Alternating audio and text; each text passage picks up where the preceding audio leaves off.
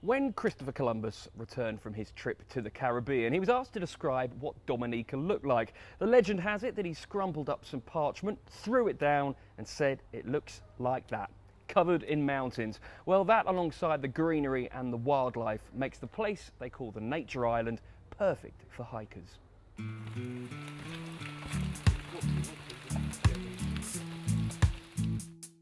The island has got hikes for all abilities. Some are easy and some are tough, and perhaps the most famous is the walk to the boiling lake, and it's this journey that I decide to take first.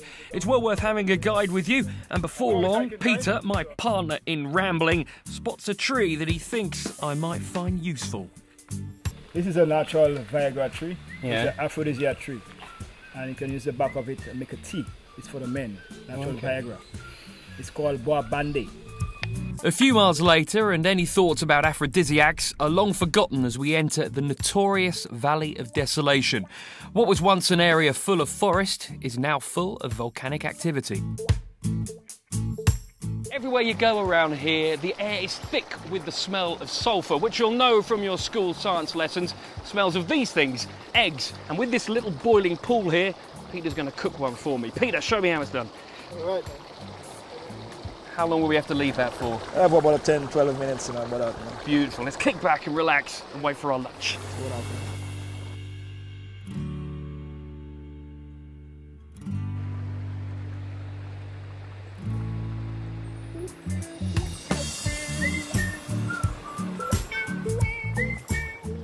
Beautiful. That is fantastically well done. I could go to work on that egg. After a hearty egg lunch, time for a dip in a warm thermal pool armed with some volcanic mud, which is apparently good for the skin. I think you'll agree I look a good 10 years younger already into the pool. So after a moment of relaxation, the boiling lake is the next stop, and it's only a little bit further on.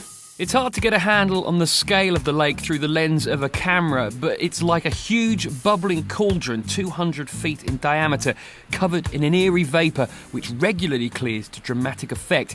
It can feel like you're staring into the bowels of the world, and although the walk may be tough, it's more than worth it.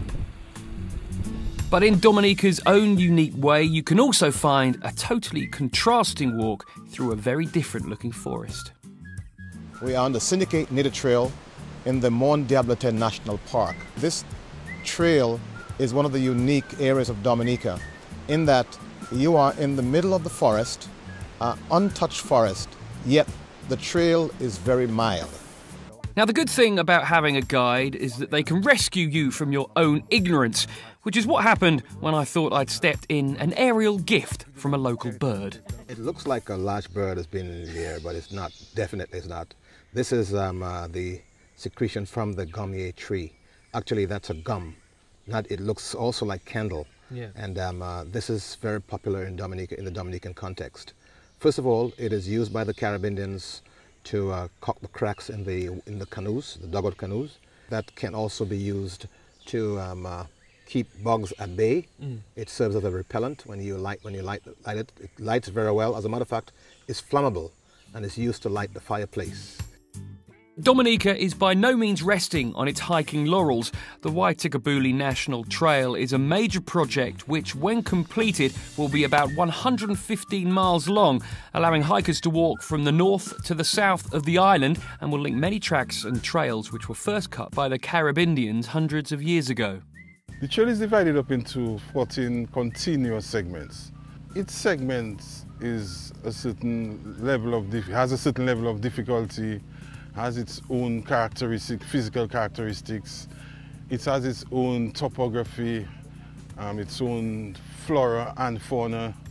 And one can enjoy a hike, which starts from, if you want, coastal forests, coming through rainforests into elfin forests. So there's all different types of vegetation, all types of physical characteristics. It suits, because of the level of difficulty and the topography, all different types of hikers. The people of Dominica are proud of the island's reputation as one of the world's hiking capitals, and this new trail will only enhance that. So when you do come to this part of the Caribbean, don't expect to just laze on the beach in a faceless resort, because you'll have to swap those flip-flops for something a bit more rugged. Just ask Christopher Columbus.